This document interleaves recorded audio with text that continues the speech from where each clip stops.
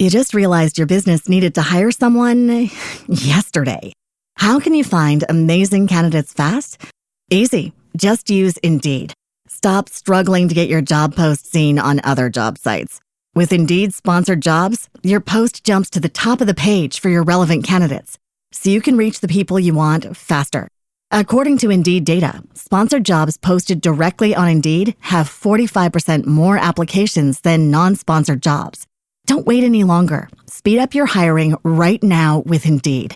And listeners of this show will get a $75 sponsored job credit to get your jobs more visibility at Indeed.com/PODKATZ12. Just go to Indeed.com/PODKATZ12 right now and support our show by saying you heard about Indeed on this podcast.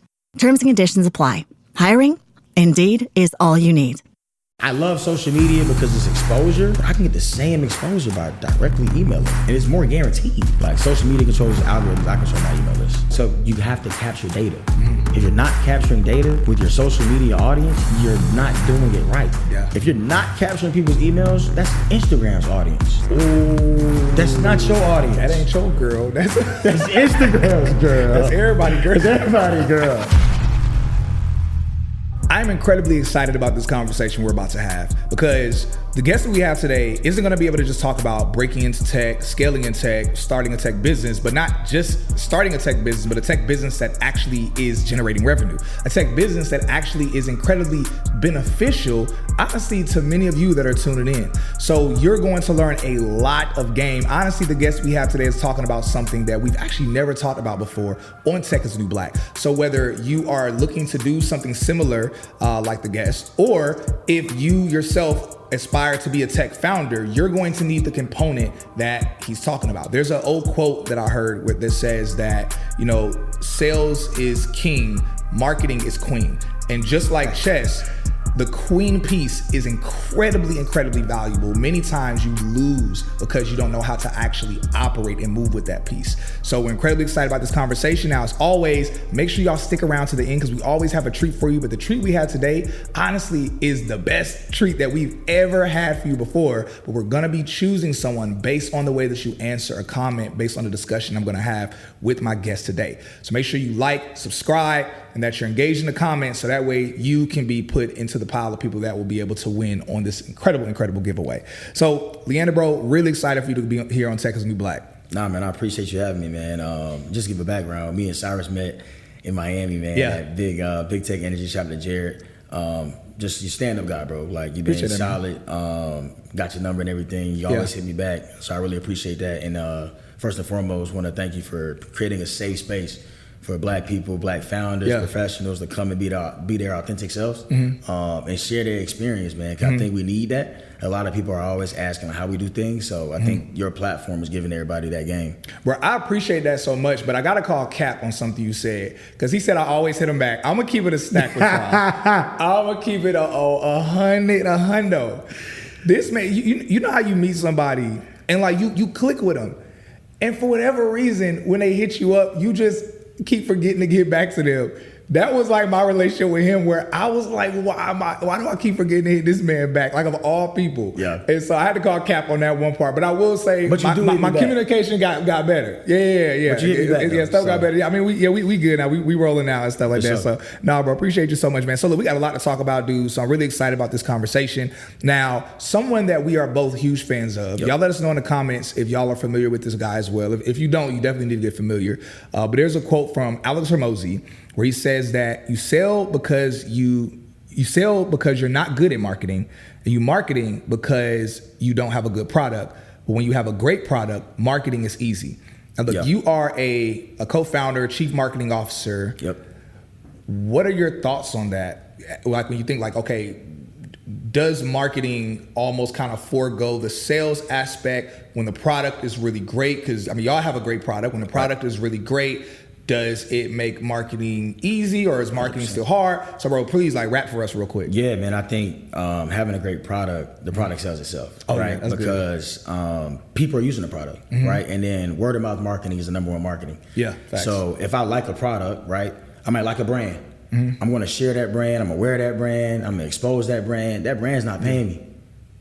True right? True I paid to wear the shirt. Yo, that's true. Right? Yeah. But I'm walking around the street with a hoodie on, a t-shirt. That's smart. I'm a walking billboard. Let me turn this ball man backwards real quick. Right? You feel me? Yeah. Right? That's it's free advertising. Yeah, true. Right? Yeah. People might like your hat. Yeah. Now they're going to ballman.com and buying the same thing you got. Big facts. Or they might find something else. They might find a hoodie, a shirt they like because they see it on your head. Yeah. Right? So I think the same rule applies when it comes to like product-led growth, PLG. Right? So that's when the product sells itself. Yeah, you said product-led growth? Yeah, PLG, product-led growth. Okay. Yeah, so it's a marketing terminology. Yeah, break it down for us. Yeah, no doubt. So yeah, that's when the product pretty much sells itself. So think of Calendly. Okay. Right. So Calendly was a great example of product-led growth. Okay. Because when you book an appointment on Calendly, it's like, hey, do you want to create your Calendly account too? Now, because I'm sending it to you, and just like Loom is another example, right? So I record. Loom is a video messaging app. Yeah. So I record videos on Loom. I send you a Loom. You might have never heard of Loom. You're like, oh, what's this? Yeah. Oh, this is fire. I need to go sign up for Loom. Yeah. That's product-led growth. Yeah. So where Zoom, people are you got to think about Zoom and other platforms like everything. that. Yeah. You hop on Zoom for the first time. Oh, what's this? I didn't know I could do video conferencing. Yeah. I need a Zoom account. Yeah. Product-led growth. Man. So I do agree with Alex Hormozy when it comes to like having a good product. If you have a good product, it sells itself. Yeah. But I think it makes marketing's job a lot easier when it comes to advertising and brand awareness. Yeah. Because I think marketing's job is to get exposure, right? I want as many people in the world to know who I am, what we do, and how we operate. Yeah. And their product is going to keep them, right? So I'm gonna get you to sign up, but the product is going to keep you there, or maybe have you upgrade. Yeah. I mean, maybe have you pay for the product. Yeah. That's real. That's super real. You know, it's kind of a sidebar, but when we were talking about, you know, I guess even Zoom or meeting platform, my mind automatically went to Skype. And I was like, yo, Skype was such a missed opportunity because I know Microsoft, I don't know if they still own them, but I know at one point Microsoft bought them. Okay. I believe it was Microsoft that bought them. And it's like literally Skype started the game before FaceTime and everything else. And it's like the fact that they either didn't adapt or they didn't do much new or they got shelled. Yeah. And it's like, man, it's really crazy. It just goes to show, like, so many people were, people be in my DMs. I'm sure you've experienced things like this too, where people will hit me up like, "Yo, Cyrus, I got this idea, this business thing that I'm working on." And they're like, "Yo, I want to tell you about it." Right. And half the time I'm not interested, but I'll be like, "Okay, go ahead, tell me." They're like, "Yeah, cool. Yo, I got this NDA though. I'm like, bro, you ain't got to tell me about the business idea. Because I'm like, it's not that deep to me. Like, I'm too busy. I'm not gonna hear some idea. And I'm like, oh my god, it's like. I'm like, I could tell you ain't never started no business because you don't understand how much goes into starting that business. Now, usually what happens is it's a business that they're like, oh, that actually, we already have the teams and the systems to do that. We're already in that market, so let's go ahead and do that. But anyway, it's just really a clear sign for people to see when they look at like a Skype, where it's not necessarily about who's first, but who's consistent, who's innovating, you know. And I mean, really, real quick, this wasn't even a list of questions that we talked about, but like, what are kind of like some of your just quick thoughts on that? I think that in business, man, everybody's your competition. Yeah, facts. I mean, Google can come out; they got the funding to create anything. Yeah. Right. So I think it's important for people to keep innovating. And I'm always learning, man. We're very curious. We stay on top of our game. Like I'm listening to podcasts. I'm reading books, like every day. I'm up at 5 a.m. You know what I'm saying? We work till 10. Like it's the grind. Yeah. But it's fun, right? We have fun. We do work. My motto is like work hard, play harder. Yeah. You know what I mean? But I think when it comes to business, I think the people that do fail is that they don't innovate. But they don't adapt, right? They think, oh, just because I have this product at the beginning, it's going to work forever. And that's not the case. Not at all. Like ChatGPT just came out a year ago. Nobody expected that. Yeah, facts. So I think you always got to keep innovating and like never get comfortable because somebody is coming for your spot. Yeah. I mean, even to that point with ChatGPT, it's kind of one of those things where, I mean, I think Google owned, I don't know if this is still the case, but they, at the time that ChatGPT came out, Google had a 94% market share of search. Like they were a monopoly, 100%. You know, and so, but then when ChatGPT came along, and I don't want to say Google got comfortable. I wouldn't go as far to say that, but I would say that when ChatGPT came along, obviously Microsoft saw the opportunity and became a huge investor in them. You know, obviously Microsoft has Bing. Bing only had like 4% of the market. Right. And it's just really crazy how ChatGPT came along, and it's like, whoa, and it's like potentially we're nearing a future where like why would you Google search something, you know, and have to scroll through articles, exactly, you know, when you could be given like an answer from it, you know, and then you can communicate, and it's just really seeing just how innovation can, even big companies with all these systems can slow down innovation in a certain sector. 100%. Yeah. That's the goal. Yeah. Man, so man, you got me hyped. All right, well, look, we y'all see we going off on tangents, just talking about different stuff. Yes, sir. All right, bro. So what were you doing before tech, and how did you eventually transition into this industry? Yep. So brief background: I graduated from Georgia State University in Atlanta. Got 2 degrees, one in marketing and finance. While I was at Georgia State, I interned at Wells Fargo. Okay. And I interned at Arthur Blanks Foundation at Mercedes-Benz Stadium. So I was working with Atlanta United, the PGA Superstore, and Atlanta Falcons underneath that brand. So that's what I was doing. That's my 2 internship experiences. Yeah. And then my first job out of college was at Adobe. So that was my first like introduction to like technology and software, a software company. But I worked as a financial analyst. How I got that job really was networking, building like really good relationships. I had a mentor at Adobe that hit me up. He was like, yo, we're looking for a financial analyst. I can introduce you to the recruiter. Got introduced, nailed the interview, and had to do like a technical assessment. They flew me out to Adobe headquarters in San Jose. Did 3-round interviews on spot. When you say technical assessment, like what did that look like? I'm glad you brought that up. So they gave me pretty much like a 1-pager on like, can you do this financial model for us and put a presentation together explaining your analysis? So I had to do that within like 3 days. Okay. I was like, man, you just messed up my weekend. Because I got it on Friday. Yo, some of these companies don't be caring. They don't care. They be like, no, forget your weekend. Facts. You want to work here? Do the work. I was like, man, it was a Friday. I was like, damn. I was like, man, I got to get it done by Monday. She was like, yes, we need it by Monday. I was like, all right, I'm going to get it done. Yeah. But I got it done, and then I had to do a second round interview with like a project manager, senior manager. I presented the presentation. She loved it. It took about 2 weeks for me to get the final round. They flew me out to San Jose and had 3 final round interviews like on site. They were like an hour each with like different managers in the finance department. So all 3 of these took place in the same day? Same day. Okay. But it was like 4 hours of interviews. Oh, man. Crazy. From like 8 to 12. They fed us lunch after those. Yeah. gave us a tour and everything. Yeah. But I did those and I got hired on the spot.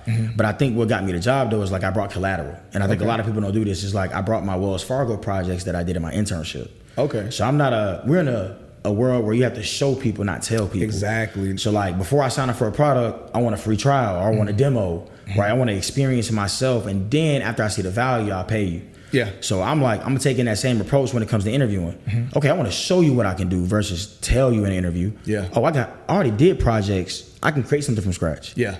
I can come up with an idea and execute it on my own, right? If you give me a concept, I can take it and run with it. So I want to show that in the interview, and I think that's what kind of put me at the top of the list when it came to who we need to hire as a new grad. Because as a new grad, you don't have really any experience, but if I got that dog in me, like, that's what they want. Exactly. Are you hungry? Are you motivated? Are you curious? Because I'm going to learn everything on the job, right? They're going to teach me how to do my job. I wonder if that's part of the reason, like low key, I was thinking about the whole weekend rush of them saying, you have to get it in by this point. Because clearly they do that, but then they have you wait 2 weeks for the next interview. So clearly it wasn't really a rush. I wonder if it's more so them testing your discipline. Them realizing, hey, this is a weekend. You know, like with this young guy, take off a weekend to knock out this assignment. So it's interesting, not necessarily mind games, but then really seeing, okay, what kind of person are we dealing with? Is this a person that will put work before fun and blah, blah, blah. So another piece, I want to highlight something. I want to make sure y'all don't miss this point, because sometimes, you can hear something and you could think, oh, that's only relatable to that person's role. I'm not doing that. But the game that he just dropped where he mentioned the projects, that you use previous projects. Honestly, like he mentioned, we're in a show, not tell space. 100%. Where no matter what it is you're doing, it's more valuable for you to bring something you can show versus you just saying or just having something on your resume that says, hey, I'm good at this. Right. But it's like, yo, if you can bring something for real that shows people like something like, just like you said, that's real. Yeah. Hey, my bad. Keep rapping, bro. But I just want to make sure people caught that, John. Like, I can say I do X, Y, Z all day. Yeah. Anybody can cap. It's easy to talk, right? But it's hard to show. Yeah. Because now you got proof. Right? You can't say that I didn't create this when I'm showing you something I created. Yeah. It's real. It's live. If you're interested in breaking into a 6-figure career in tech or scaling to over $500,000 in tech, then this video is for you. If not, then just swipe away. But I was able to break into the tech industry October 2021. And in my first year, I scaled to over $500,000 in tech. My second year, I was able to gross over $1 million. More importantly, I was able to freely help over 600 people break into six-figure tech careers as well and scale further in the industry. Now, the number one question I've been getting from people is, how was I able to do this? How was I able to make so much money? How was I able to also help as many people as I've been able to help? Well, aside from doing coaching calls and trying to spend a whole bunch of time helping people individually, I've decided to create the Tech Rich program, where I literally break every single thing down that I've done and what I've been doing to show others how they can break into tech faster or scale to over $500,000 plus within their first few years in the tech industry as well. All you got to do, click the link in my bio. All the information's there. Check out the description. Message me if you have any other questions, and I'll see you on your journey scaling in tech. So yeah, that's how I that. look at it. Love that. All right, man. So that was kind of your initial when it came to Adobe. That's how I got into tech. Yeah, so that's how you got into the tech space. Yep. Now, how did you eventually transition over into like the marketing side of things, or when did you start at least like doing some type of marketing stuff? Actually, this was high school. Okay. Yeah, I was in FBLA in high school. I was 16. Future Business Leaders of America. That was the like organization. Mm-hmm. And I actually placed like first in my county, top 10 in the state. We had to do like a presentation for like these random judges. Yo, you've been I've been doing this. Yeah, now, I want to say that too. Like, it's not an overnight thing. Yeah, this is 10 years. This makes so much more sense now. Is when I saw your interview on Big Tech Energy. Shouts out to Jared and Big Tech Energy. Yep. When I saw your interview on there, I said, yo, man, he's like really not just sharp, because sharp is one thing. It's people that are smart, they can learn things fast. Yeah. But I was like, yo, like he actually has like knowledge. And I'm always curious whenever I see things like that, because you don't really learn a certain amount of knowledge overnight. It's like, yo, this takes, because someone could binge information, 100%. But to communicate the information is, okay, you didn't binge that. That's something you've done. That's something you've implemented, something like you've marinated on it. And I remember watching your interview and I was like, yo, like he's marinated on a lot of the stuff he's dropping right now. So hearing that, like you're saying, and I definitely want you to continue on it, but that it's not an overnight thing. It's like, yeah, bro, definitely keep like breaking that down for us. I appreciate that first and foremost. But yeah, it's most definitely not an overnight thing.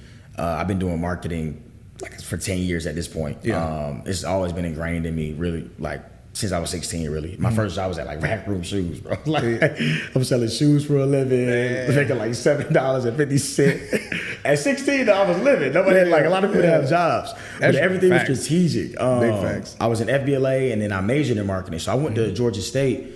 Like I knew I was going to major in marketing when I first went to college. Okay. And then my mom taught me into the finance aspect. And I think that's what makes me kind of unique is like I got the analytical side and the creative side dialed in. Yeah. So like I understand the data behind marketing. Okay. So it's like, that's what makes you real dangerous. Like the creative side is, don't get, like it's great, it's cool. But I think when you can actually like paint that picture on why things are happening in marketing, that's when you become elite. Yeah. Because now it's like you're making strategic decisions. I'm not just, let me create this, let me do that. No, I looked at the data. We got a 50% open rate on this email, 25% click through. Oh, we need to make more content like this. This will resonate with folks. Yeah. So I'm looking at that all day. But I would say, when it comes to the marketing, and I've been doing this, it's not overnight. 10 years in the making. Yeah. It's my bread and butter. So let's talk about it a little bit. Because I mean, y'all let me know in the comments if y'all seen this before, but I mean, it's a lot of people out here that's saying that they marketers. Right. A lot of people that's like, oh yeah, I'm people hit me up and they're like, yo, like, how do I get a job in marketing at a tech company? And I'll look at their background and I'm like, I mean, what, like, and they were like, yeah, I've helped, some churches with their social media. And I'm like, so you explain to people, because I don't want to be the one to talk about, because you're better suited to talk about this. What is the difference between just social media marketing, versus a true marketer or a chief marketing officer like yourself? 100%. How I break it down, man, it's like you got generalists and you have specialists. Okay. So like at an executive level or leadership level, your job is to be a visionary and a generalist. Yeah.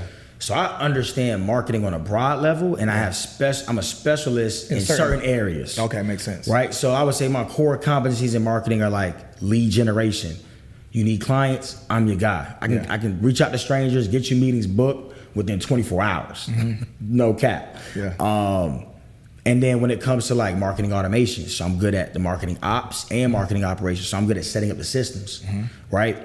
But I think when it comes to like a good marketer versus like a generalist versus a specialist, is like you got to be more broad. You got to understand everything from like a high level. So I understand what SEO is, but I'm not the best person to implement SEO strategies. Yeah. So I hire an SEO specialist.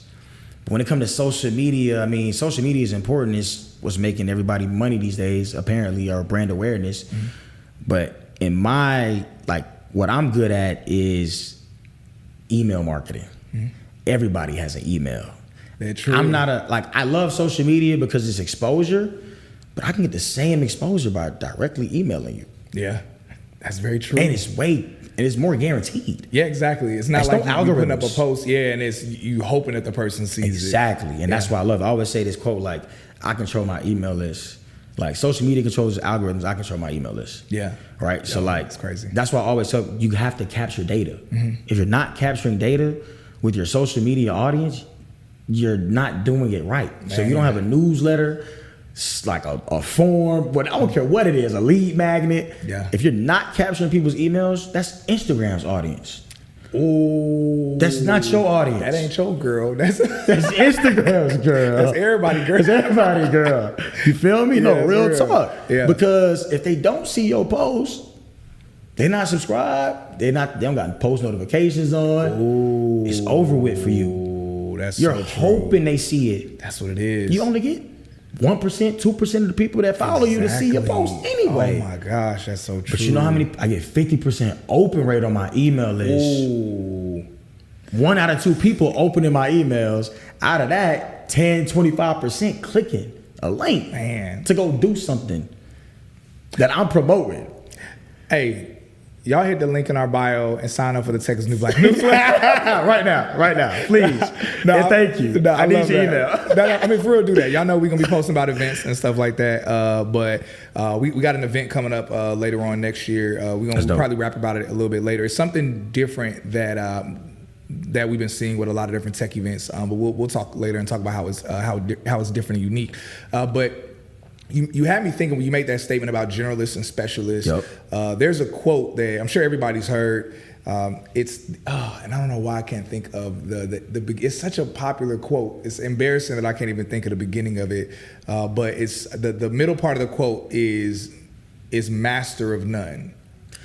Okay, you a jack of all trades. Jack of all trades, master of none. Right. Now, most people don't actually finish the quote. They stop there. They say it like it's an insult, but the quote is actually a compliment. So the quote starts, jack of all trades, but a master of none. Right. But the rest of the quote is, that's still better than a master of one. Right. So it's like, it's better to be a jack of all trades, better to be a generalist. Yes. It is. Than it is to just be like literally just a master of one. Yeah. 100%. And so, man. That's why I love being a generalist. Yeah. So like, I can do a lot of things, but I understand a lot of things at a broad level to where I can piece things together and put people in position to execute. Yeah. So I'm just bringing a vision to my team. All right, bet, let's do this. You want to create a marketplace? Here's how we're going to do it. Here's the roadmap. Here's the blueprint. Here's the playbook. Go execute it. Yeah. That's fire. Yo, love that. Yeah. So look, let us know, like, when you hear the stuff you talking about. I'm trying to think if we can get, let's transition. If we got time, we'll run it back to the other part. The other part I wanted to talk about. You just realized your business needed to hire someone yesterday. How can you find amazing candidates fast? Easy. Just use Indeed. Stop struggling to get your job post seen on other job sites. With Indeed sponsored jobs, your post jumps to the top of the page for your relevant candidates, so you can reach the people you want faster. According to Indeed data, sponsored jobs posted directly on Indeed have 45% more applications than non-sponsored jobs. Don't wait any longer. Speed up your hiring right now with Indeed. And listeners of this show will get a $75 sponsored job credit to get your jobs more visibility at Indeed.com/PODKATZ12. Just go to Indeed.com/PODKATZ12 right now and support our show by saying you heard about Indeed on this podcast. Terms and conditions apply. Hiring? Indeed is all you need. That. All right, look, so there are a lot of gatekeepers in the tech industry. 100%. A lot of people who don't want to see other people win. But the thing that's really interesting with your story, especially with you and your co-founder, is that you and your co-founder were competition at first, but y'all eventually joined together. Yep. Like, bro, how did that happen? Because it wasn't like you had an idea and they had an idea. That's usually when people are like, we should come together. Like, you know, you meet somebody at an event or people meet each other and they're like, bro, I'm thinking about this. Bro, I'm thinking about the same thing. Bro, let's collaborate. Right. No. Right. Y'all were legit competition. No. Y'all had things in motion. Yeah. And then came together. Yeah. So tell the story about really like what you started. So I want to talk a little bit first about what it is that you started and then how that breadcrumbed into you meeting the co-founder and y'all eventually joining forces. Nah, most def. So I was in college at Georgia State. I was the president of my business fraternity called Alpha Kappa Psi. And that really taught me like the importance of professional development at a high level. And I was helping people like with their resumes, LinkedIn's, cover letters, getting interviews. And then one good friend of mine, he was like, man, you need to start a business doing this because you're doing it well. People are getting jobs and you're helping people like secure opportunities. Other people outside of college need you. Like my mom might need you. My dad might need your help. He's struggling. I'm like, a business? I ain't never thought about starting no business. I was going to corporate. I already secured my job at Adobe. That was my first time ever thinking about entrepreneurship. So I'm like, a business? LLC? I just started doing research. Oh, I got to create an LLC. I got to create a business plan. I started my business plan January 9th, 2020. About to be 4 years. Sheesh, yeah. Crazy. But I started Spark. So the business was called Spark Your Resume. Came up with this idea to like, how can I help people get jobs? And I always tell people to start because my business plan is nothing what I did, right? Like you learn so much after you start doing and implementing. Facts. Because it's things that you're never going to think of when you're writing that plan because you're not doing the work. So things come up, HR policy. I'm like, bro, I got to deal with this. I don't know. I ain't never did HR. Now I got to go learn about HR and marketing and ops and sales and finance. But I started Spark Your Resume and I heard Brandon, that's my co-founder, and Ahmed and Hansel are the other co-founders, and heard him on Earn Your Leisure. I'm on a treadmill at LA Fitness. One of my homies like, yo, this man on Earn Your Leisure say he making like $250K a year, first year in business. I said, no way, send it to me. He's like, it's cap. Send it to me. Send it to me right now. You like watching like, I'm like, nah, no way. This man making 250, 20, 23, 24. I'm like, oh man, I gotta get my game up. So I hit him up on Instagram, and he was like, I'm like, yeah, man, I'm about to start my business just like you. Gave me all the game, and I respected that. Beautiful. I'm like, oh, he just gave me the game. But what he didn't know, I was the type of guy to go execute. So I took all that game. Because that's it. Most people don't execute. They don't. Most people, you could give them everything. And they do nothing. Absolutely nothing. Absolutely nothing. And it's kind of crazy. But he gave me all the game. Don't be that kind of person. Facts. You get the gems. Y'all get the gems that he giving. Execute on that. Facts. But he gave me all the game. Went to go execute. Start making money. I think I made like $1,000 first 30 days. I was like, okay, cool. That's not bad. They just start generating revenue. Got to like 10K and started making like 20K, then 30K. I think my highest month working was like 40, 45K. Some good within money. like 3 years of doing the business. And it was good. I was running by myself really, like had a little small team of like contractors and everything. But then Brandon came to me. He was like, man, I'm starting this tech company. I got an idea. I was like, man, go. I'm like, man, all right, go start it then. You know what I'm saying? Go build. Show me. Don't tell me, right? Like, go build it. He's like, all right, I'm gonna be back with it. All right. He came back. He's like, man, I got it. I was okay. Let me check it out. I was actually a customer of RightSeat first. Okay. So we started off as like a business management solution, a white label business management solution to help service-based businesses operate. That was our thing. So we built like this whole portal and thing, like whole white label portal that people can manage their business and customers. And I was a customer. I was using it for Spark Your Resume. It was solid. He was like, man, we missing marketing. Like we gotta get our brand out there. We gotta get more customers. Like we need you on our team. Bro, it took him 8 months to convince me to join. Dang. Literally. What I'm curious. What during that 8 months was in the moment, like, was kind of like the hang up? And then what was it that eventually kind of said, made you say, yo, let's go ahead and do this? Now, one thing, I mean, I had to let my ego go. Oh, bro, that's so important. Like, I was like, man, I'm about to work for somebody else. Bro, I appreciate that transparency. You know that's a real thing. We don't talk about that enough. Yeah. That's facts. And and I'm like, even like in this black tech community space, like, I'm trying to see everybody win, bro. That's enough money for everybody. Yeah. Real talk. Yeah. Like, I'm trying to put everybody in position as much as I can. But that's why I had to let my ego go, man. I was like, man, I don't work for nobody else. Man, I got my own business. We doing all right. I can probably make $1 million, and if I just keep going. But I was like, man, we can do a lot more together. Yes, man. Cause so Brandon is the product. Like, he had product, and then Hansel was the CTO, and then Ahmed was sales. So he already had he's here right now. We already had a team, and he had a solid team. And I lacked product and engineering. I don't know how to code. I have no idea how to build a product. Yeah, me too. At all. I just learned about Figma, while I'm working at Rightsy.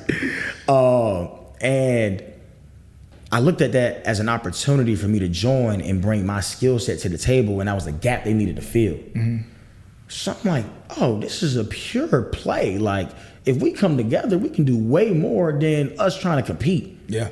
So I was like, it was a no-brainer. Became a co-founder, equity in the company, things like that. So it was a good deal. Yeah. It made sense, right? You'd rather have 10% of something versus 100% of nothing. That's what Jay-Z said. Right? Yeah. So that's what I did. And now we're running, man. We raised $2.5 million December last year. Actually, December last year today.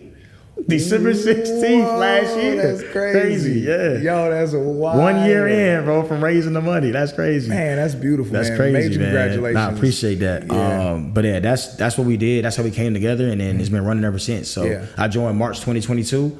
And then we raised the money last year, December, and now we rocking. That's so fire, bro. Yo, y'all let me know in the comments, would you, like, I guess, what would you done in that scenario? Yeah. Because, I mean, some of y'all will say, like, no, you'd rather have 100% of a business that's doing $500,000 a year, which is totally fine, or would you rather have, and I'm not speaking specifically about his salary, I'm just giving an example, of course, yeah. Or would you rather be maybe taking home $150K a year, partner with someone where, okay, now it's going to take longer, but longevity wise, maybe 5 years, maybe 3 years, maybe 10 years. Exit. It's like the outcome, the exit is like something crazy. Like, what would you prefer? No answer is wrong or right. Definitely just want to know y'all's opinion on that.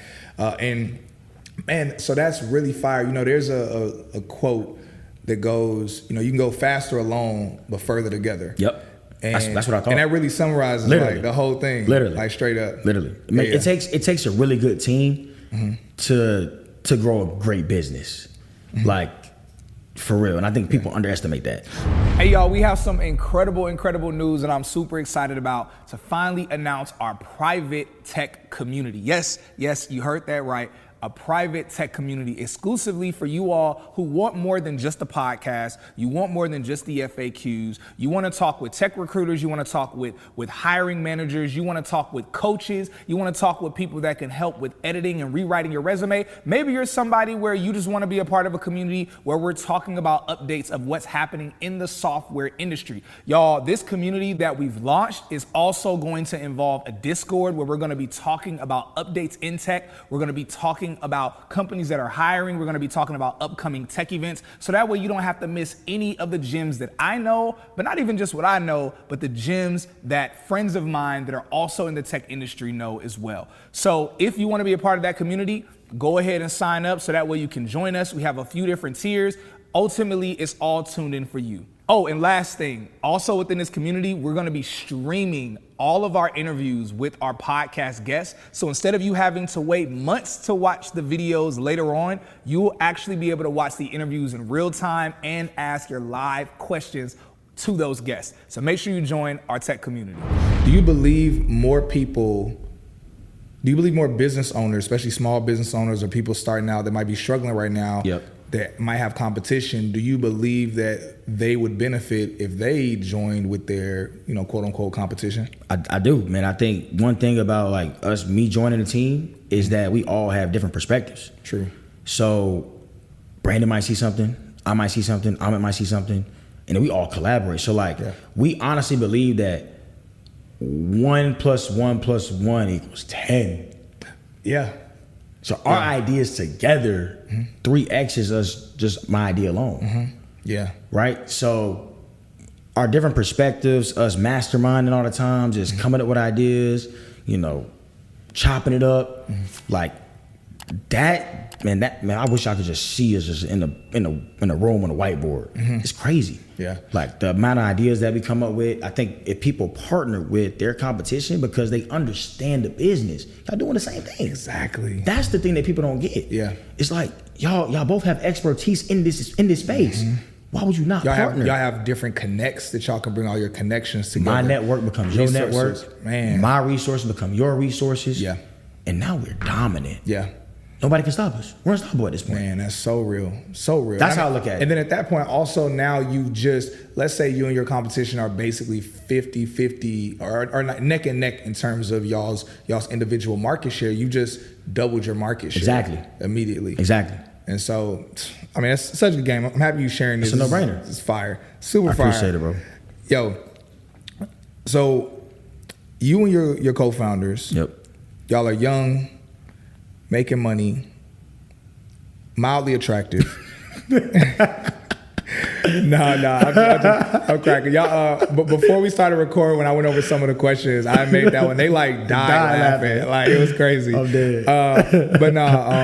So look, y'all could live anywhere in the world. Like, y'all could live in a Vegas, Miami, Dubai. I'm seeing a lot of people doing that. Yeah, true. Y'all could live honestly anywhere, but y'all are, predominantly, if not all of y'all, are in Tulsa. Yep.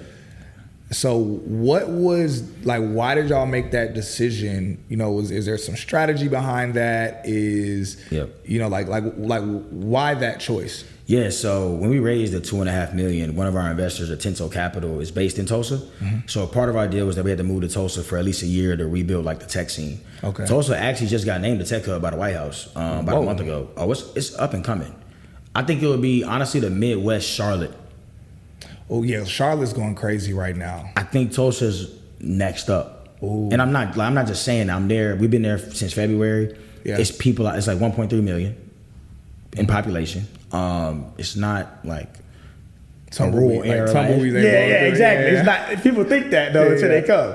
But it's restaurants, bars, everything is there. Yeah. I mean, of course, not Atlanta or Vegas or LA, but I mean, that's better to y'all's point though. Yeah. I mean, just the opportunity. I know you. I'm trying to make sure I'm not tripping. Did you buy a house out there? Yeah, I got a house. Yeah. A 1 mile from downtown, $350. Oh my gosh. 3 beds, 2.5 baths, 2,000 square feet, new build, 2023. Crazy. Backyard, everything. Fire. Oh my gosh. That's crazy. I love it. That house will probably be worth like 1.2 in the next 10, 15 years. I'm one curious. of our best investments. This is a huge sidebar. This doesn't have anything to do with tech, but let me know in the comments if y'all are familiar with. There's a really popular pastor that's out there. Oh yeah, Michael Todd. Yeah, Michael Todd. Yep. I wonder. I'm curious. I wonder how valuable his basically his growth, like how much traffic that brought to Tulsa. Yeah. I know a lot of people move there. They're like, yo, I want to join his church. I wonder, like. Yeah, yes. Obviously any type of like growing business, brings business right, of course. brings business into a city. I wonder just the actual impact he had. Not an answer you could give me, no, but just something I just kind of was thinking about. I've been going to the church. Oh, and I've met people that literally moved from all over just to be going to transformation. Yeah. It's kind of crazy. Yeah. Yeah, like, I moved to Tulsa for transformation. Are y'all, those of y'all that watching, let me know in the comments if y'all are fans of Michael Todd. I know he's controversial. Like, some people love him. Right. Some people will be whatever. He definitely's done a couple things, but overall, I don't ever judge him.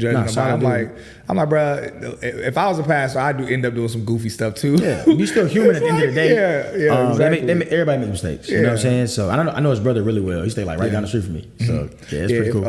If I was a pastor, and don't let Eric and Rhea drop clips of me, because whenever they edit in the podcast, sometimes I'll say something goofy that I didn't mean to say, or I didn't even notice I said it, and then Eric, he'll share it in a group while he's editing it. They always like clowning me and laughing at me. I'm dead. So yeah, if I was a pastor, Eric could be embarrassing the mess out of me. That's good company culture, man. I can laugh. I'm dead. That's funny. Look, so But yeah, so kind of leading in or continuing on. So you explained Tulsa. why you chose Tulsa. Yeah. Makes a lot of sense. Huge opportunity that's there. Yep. But let's kind of transition a little bit. Yep. So want to know about, I guess, like dating scene, dating life. Yeah, you know, because I know a lot of the ladies that's going to be in the comments that's watching probably going to be like, yo, what's something trying to bag me up? You know, I mean, shoot, a lot of girls talking about a tech daddy, you know, a tech bae, you know, or. I feel that. But I'm like, at this point, a lot of them probably going to be like, nah, I want a tech founder. You know how women, how like they want one thing at first and then they realize there's something better. So it's like a lot of women at first they weren't even paying attention to tech dudes. That's now facts. they like, oh, tech dudes get to the bag. But then they gonna start hearing these valuations. Because they, you know, a lot of, you know, women, you know, on the women who's watched the podcast, they might have seen dudes talk about some, yeah, you know, I work this role in tech, I make about $200K a year, but then they hear like, oh, but y'all got a $2 million valuation. Hold up, bump you play. I'm trying to go for the tech founder. It's like, wait, you got how much equity in your company? They start doing the math and stuff like that. Like, okay, cool. They go low key. They gonna start doing it at these conferences. And so the same way they be looking at our watches and stuff, or looking at what card we pull out. Y'all know they be watching all those different little things. And they always looking at stuff. And so, what'd you say? Where you said don't do that? Oh no. They do. Yes. Yeah. 100%. Yeah. They taking notes. Let Aja tell you, it's some homegirls I've introduced her to that were trying to teach her stuff. They were like, girl, if a man, when he pull out his car, look at which car he paying with for the meal. It's like, dang, it ain't cool. He just paying for the meal. Right. It matters what car he's paying with. That's wild. I don't know. Y'all let us know what y'all think about that. That's wild. I don't know. It's crazy. The meal's paid for. It's like, yo, what if he hit his 30% limit on one card and he trying to like balance out his credit properly? He's like, yo, I'm gonna use the Discover card this time because I'm only using 5%. I want to use 10% of it for credit utilization. Yo, what if he? They not thinking about that stuff. They don't care about that. Yo, but kind of on this topic though, I want to know. I'm curious. And y'all let us know in the comments too. And again, going back to the giveaway that we're doing, we're going to explain the giveaway in a minute. Yep. But the giveaway is going to be based on your answer to this. Not based on your answer. Whatever your answer is fine. But we're going to choose 10 of you for the giveaway that have answered this question. So make sure you're engaged with this part and that you bring just really your answer in general in the comments. Now, the question is, all right, so let's say you're out. Yep. You meet a young woman. Reversal, ladies, you meet a guy. Would you prefer to meet a woman and she asks you like, okay, what do you do? And you say, oh, I'm a co-tech founder, I'm a co-founder of a tech company. Right. You know, we have AI, we do this, do that. Would you prefer for a girl to be like, I don't know what any of that is. Right. I mean, maybe we could talk about it later on a date or something, or I could get to know some of that stuff. Right. You know, but I mean, it seems cool. Would you prefer that? Or would you prefer for the girl to be like, oh my God, like a star? Okay, what's the technology do? You do this? Oh, okay, what valuation did y'all get? Right. All right, cool. Y'all, okay, you know, or not valuation, but like what kind of funding did y'all get and all these other pieces? Are you VC backed? Are you, you know? Would it be more of a turn on to where you're like, dang, this girl, like she asking some questions, like she knows some stuff. Yeah. Or would it be more of like it seemed like you just trying to get to the bag. Like, what would you kind of prefer in that scenario? Nah, I think it's a turn on, man. I like smart women. Oh yeah? Yeah. Like, you can keep up with me. You most definitely can get my number. Yeah. Hey, ladies. Like he just said. Oh, he said you can get my number. No facts. No facts. He ain't said I want you to ever say you can get my number. No facts. That's hilarious. I like a girl that keep up, man. Like, I feel like that's very, very important. I feel like, I mean, for any relationship, like, mental stability is key.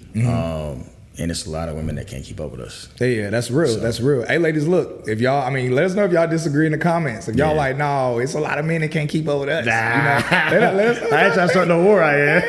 I mean, that's all love. It's just different perspective and stuff like that. I mean, you know, just, you know, y'all, when y'all see them at a tech, one of these tech events or sometime, be like, oh yeah, you the dude that said, can't keep up with me. Can't keep up. I can keep up with you. You know, that's good stuff. But yeah, let us know in the comments your perspective, like how you would deal with that scenario. Ladies, same thing. Like, would you does it matter if a guy is aware of, you know, what you do in tech or aware what's happening in the tech industry? Does it? I mean, maybe what if he's a medical doctor or a lawyer and he just doesn't know about the tech stuff, but he's still doing very well for himself? yourself? Like, what's your opinion on it? Again, your answer is totally fine, but we're going to be choosing 10 of you, not based on your answer, but we're going to be choosing 10 of you that have answered in the comments. So make sure you answer this question. We're going to be checking the comments, and 10 of you are going to win the giveaway. Now, bro, can you please explain to them what the giveaway is, like what it's going to look like for them? Yeah, so we're going to partner with techisthenewblack to give you access to a career mobility tool that allows you to pretty much streamline your job search. So you have access to build your resume, cover letter,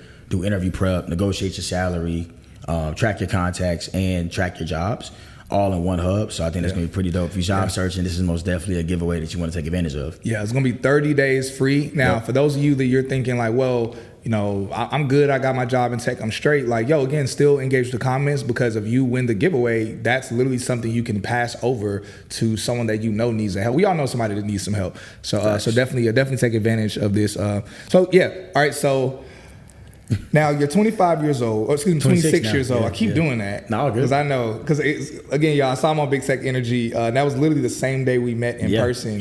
You were being interviewed, then I think I was getting ready to go on afterwards, or vice versa. No, it was the opposite. You ended. I was about to go. Yeah, I was about to go on. And yeah, so you're 26. Yep.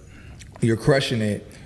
What is your biggest business pet peeve? Because it's a lot of people out here. It's like, yo, I'm starting a business. I'm doing X, Y, and Z. And again, the thing that really caught my attention when I watched your interview was, again, the gems you were dropping. It showed me like, yo, he actually knows. Because a lot of people can talk high level business stuff. Right. Now, a lot of people could are becoming millionaires, but you can, as you talk to them, you realize like they're kind of sort of an accidental millionaire. You know, believe it or not, there's a lot of people who accidentally, COVID, exactly. You know, or somebody will, again, they'll be a specialist. They'll have a skill set on social media. They'll start to do it, and for some reason it'll go viral. Right. And then they'll make a bunch of money, and then they'll think, oh, I could just continue doing this, but because they don't have certain systems in place, you know, maybe they don't have like, you know, I don't know, pixels like when, you know, set up, or a funnel, or blah, blah, blah. Right. You know, like they don't really have a true business. So eventually it starts to fail and go downhill. What is your biggest business pet peeve that you see? Maybe something that's common that most people won't even know is a problem. Biggest business pet peeve. Like when I talk to other founders, like I think if you just don't know how to articulate your business is like one of my biggest pet peeves. Yeah. Like, how are you a founder and don't know how to pitch? Yeah. That's not acceptable. It's like that's your baby. Right. Like, I can explain to you our business in 30 seconds. You know what I'm saying? Like, it's natural at this point. And I feel like if you can do that, you don't really care about your business. Yeah. Right? So I think a founder, and even personally, like professionally, if you can't explain what you do and articulate your skill sets and values to a person that you're like randomly meeting, and they really interested and want to know more like who you are and what you do. Yeah. I think that's one of my biggest pet peeves. Like you need to practice that. Yeah. For real, because you just never know who you're gonna meet on the street. You're out in an event. Like people, you should know how to like have your elevator pitch down pat. Yeah. And like practice it over and over and over again, whether it's in the mirror with your friends, whatever the case may be. But I think that's one of my biggest pet peeves. Like if you can't explain your business in 30 seconds, then you got some work to do. You just realized your business needed to hire someone yesterday. How can you find amazing candidates fast? Easy. Just use Indeed. Stop struggling to get your job post seen on other job sites. With Indeed sponsored jobs, your post jumps to the top of the page for your relevant candidates, so you can reach the people you want faster. According to Indeed data, sponsored jobs posted directly on Indeed have 45% more applications than non-sponsored jobs. Don't wait any longer. Speed up your hiring right now with Indeed. And listeners of this show will get a $75 sponsored job credit to get your jobs more visibility at Indeed.com/PODKATZ12. Just go to Indeed.com/PODKATZ12 right now and support our show by saying you heard about Indeed on this podcast. Terms and conditions apply. Hiring? Indeed is all you need.